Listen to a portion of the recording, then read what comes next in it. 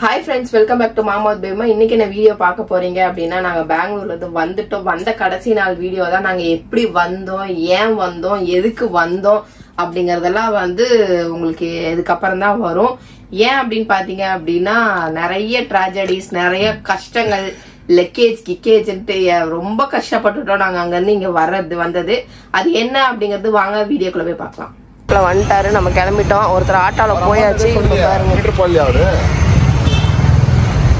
இப்போ வந்துட்டு நம்ம ரயில்வே ஸ்டேஷன் கிளம்ப போறோம். ஏறா டைம் ஆயிடுச்சு.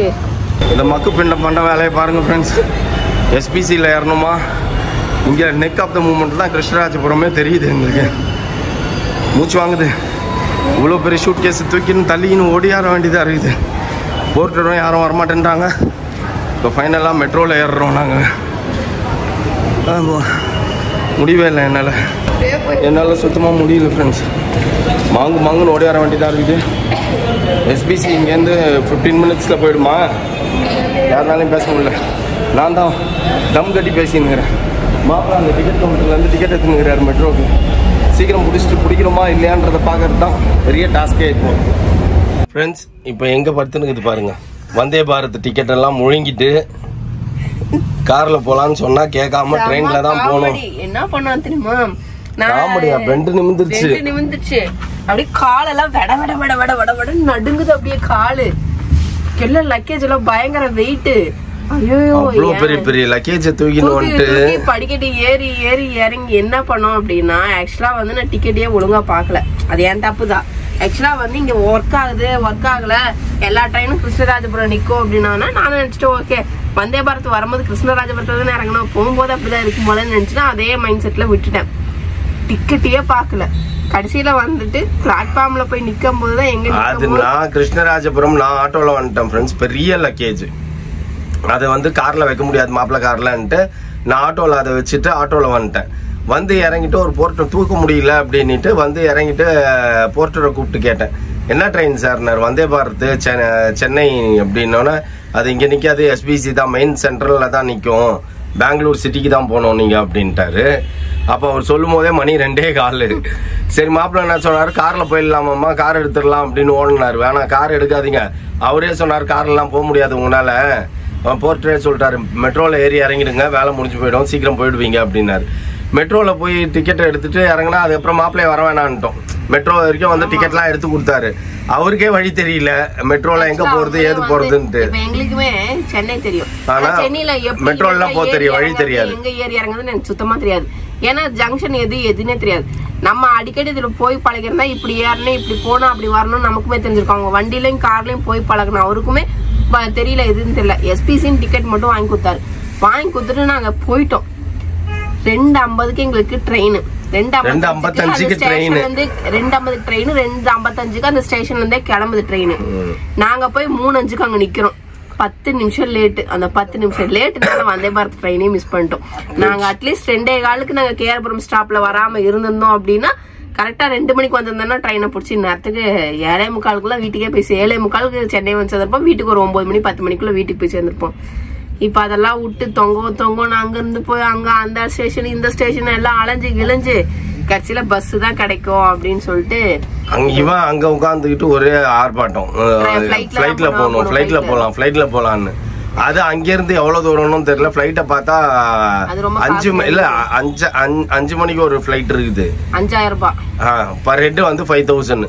தேவையே இல்லடா அப்படின்ட்டு 1000 மௌலின்னு சொன்னா 4000 டிஸ்கவுண்ட் போட்டு 1000 தான் வாங்குறாங்களாம். 5000 போடல. அதுல 5000 தான் போட்டுருந்தது. 3800 சரி 3800 உள்ள போய் ஃபைனல் பண்ணேன்னு வச்சுக்கோ 5000 ரூபாய் வந்து நிக்கும். 4 பேருக்கு 20000 ரூபாய் டிக்கெட் தேவையா அப்படின்னு சொல்லிட்டு ஃளைட்ல போடுங்கண்ணா. கடைசி ஃபைனல் ஃப்ரெண்ட்ஸ் 3800 ரூபாய் வந்தே பாரத் டிக்கெட் போச்சா. போட்ட டிக்கெட் ஃபுட்டோட போட்டிருந்தது அத்தனையுமே போச்சு. சரி ஓகே அப்படின்னு பஸ் இருக்கான்னு பாக்கலான்னு பார்த்தோம். அது ஏதாவது கேன்சல் பண்ணி பாத்தியா? கேன்சல் ஆகல. கேன்சல் ஆப்ஷனே வரலையா? கேன்சல் பண்ணி ஏதாவது ஒரு 50% கொடுத்தாங்கன்னா நம்ம தான் டிராவல் பண்ணல. வந்து நேஷனல் டிராவல்ஸ்ல ஏறி உட்காந்துருக்கோம். இது வந்து நம்ம ஊரை சுத்தின்னு போகுது. சோழிங்கநல்லூர் ஈஸியா வழியா ஏதோ ஒரு வழியா எனக்கு சென்னையில இறக்கி விட்டா போதுண்டா அப்படின்னு சொல்லிட்டு சரி ஓகே அப்படின்னு ஏறி உட்காந்துருக்கோம்.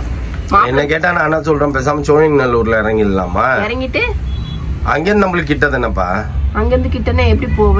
கிண்டியே கிட்டதான். ஆனா திரும்பி சோழிங்கநல்லூர்ல இருந்து கிண்டி வரைக்கும் போகணும்ல, ட்ரெயின் பஸ் போயிடும். தூங்கணும் டயர்ட்ல தெரியாது, எல்லாம் இழுத்து போகுது. ஏன்னா எல்லாமே ஃபுல்லா டிராவல், ஒண்ணுமே முடியல. அதுவும் இந்த ஒரு வாரம் யாருமே ஒழுங்கா தூங்கல. அதுவும் இப்ப பெட்டி தூக்கி நீ ஏறி இறங்கின சுதுக்கு இப்போ பஸ் எடுத்து ஏசி போட்டாங்கன்னு மட்டதான், அவ்வளவுதான். ஒண்ணுமே சொல்றதுக்கே ஒண்ணும் இல்ல, அந்த மாதிரி ஆயிடும். எனக்கு என்ன ஒரு கொடுமை என்னன்னா, திடீர்னு ஏதாச்சும் ஓட்ட பஸ் தகட பஸ் அவசரத்துல புக் பண்றோமோ அப்படின்னு பயந்து இருந்தேன். பஸ்ஸ பார்த்த உடனே சூப்பரா இருந்தது, பஸ் செம்மையா இருந்தது. ஆமா, பயங்கர லக்ஸூரியஸா இருக்குது. சோ அதனால ஓகே. எனக்கு இந்த கலர்லாம் பிடிச்சிருக்கு, பிரவுன் அண்ட் இந்த சாஃப்ட் ஒயிட் கலர், இந்த கோல்டன் கலர் எனக்கு ரொம்ப பிடிச்சிருந்தது. இந்த கோல்டன் கலருக்கும் இந்த பிரவுனுக்கும் நல்லா காம்பினேஷன் நல்லா இருக்கு. ஓகே ஃப்ரெண்ட்ஸ், நம்ம அப்படியே சாப்பிட்டு வந்துட்டோம். 2 பிரியாணி பார்சல் வந்து சாப்பிட்டோம். கீழே கடையில எல்லாம் எடுத்து சாப்பிட்டு இப்ப ஏறி உட்காந்துருக்கோம். 5 o'clock பஸ் எடுப்பேன் இருக்காங்க. 5 o'clock எடுத்தாங்கன்னா அப்படியே சொருக்கணும்னா எங்கேயாவது டீ காபி டிஃபனுக்கு நிறுத்துவாங்க, அங்கதான் கண்ணை திறக்கணும். முதல்ல நீ இங்க தின்னு, அப்புறமா பாண்டால போய் சாப்பிடலாம் பிரியாணி. இப்ப அவன் சாப்பிட்டது பசிக்கல அப்படின்றான். திடீர்னு இடையில பசிக்குதுன்னா என்ன பண்றோம்? பசி இல்ல, வயிற்ற பெறட்டும். ஆர்டர் எடுங்க. எங்கேயும் தெரியல, இடமும் தெரியல, ஊரும் தெரியல, என்ன போயிருந்தா ஒரு ஊர்ல வெஜிடேரியன் இருக்காங்க. எனக்கு ஒரு மசால் தோசை, சப்பாத்தி, மசால் தோசை, பொடி தோசை இருக்கா? கீ பொடி மசால். பாப்பா மசாலா தோசை போதும் உனக்கு. 2 மசால் தோசை.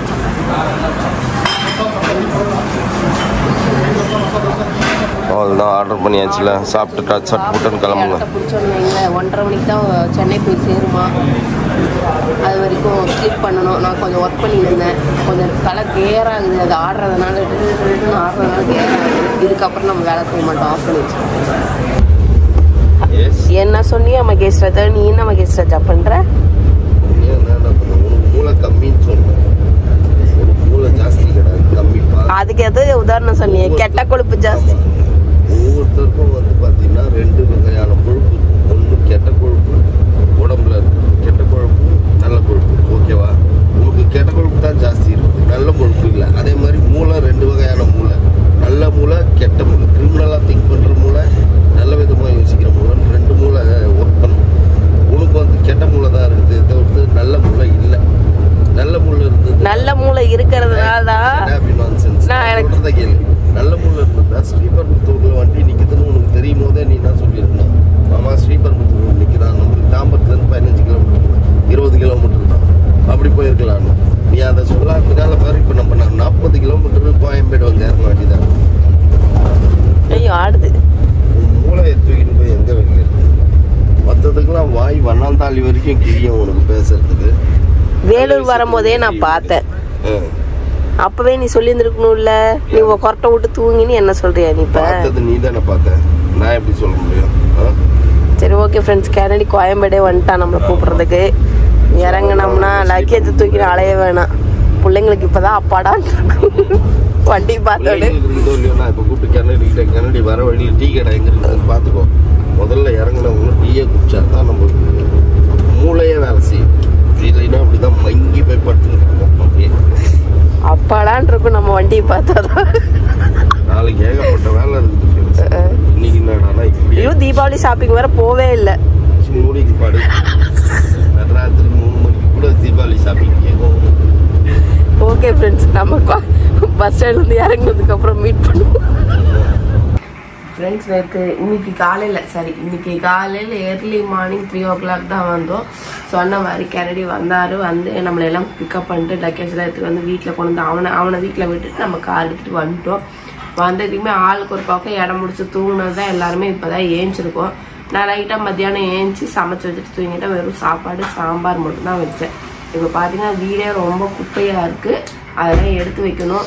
ரொம்ப கலீஜாக இருக்குது வீடே, எல்லாம் ஃபுல்லாக நாஸ்தியாகி கிடக்குது. கொஞ்சம் ரெஸ்ட் எடுத்தாச்சு, இதுக்கப்புறம் நம்ம அடுத்தடுத்து வேலையை பார்க்கணும். ஓகே ஃப்ரெண்ட்ஸ், இதோட இந்த வீடியோ முடிச்சுக்கிறேன். இந்த வீடியோ பிடிச்சதா மறக்காம லைக் பண்ணுங்கள், ஷேர் பண்ணுங்கள், கமெண்ட் பண்ணுங்கள், மறந்துடாதீங்க சப்ஸ்கிரைப் பண்ணுங்கள், பக்கத்தில் இருக்க பெல் ஐக்கானே டங்குன்னு ப்ரெஸ் பண்ணுங்கள். Okay bye.